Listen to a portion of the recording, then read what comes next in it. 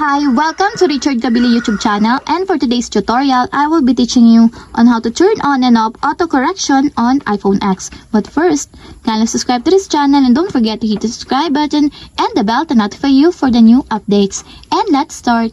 Using your iPhone X, from your home screen first, go to Settings. Then in the Settings, scroll down and click the General. Then after that, in the General, scroll down and click the Keyboard. Then in the keyboards, go to all keyboard section, then find the auto correction, and as you will see, there's a switch button on the right side of it. Then all you have to do is just click it to enable until it becomes green. And if you want to disable or turn off, just tap again the switch button. And that's it, we have successfully turned on and off auto correction on iPhone X. If you have a question, can comment down below, and don't forget to hit the subscribe button and the bell to notify you for the new updates. And thank you for watching!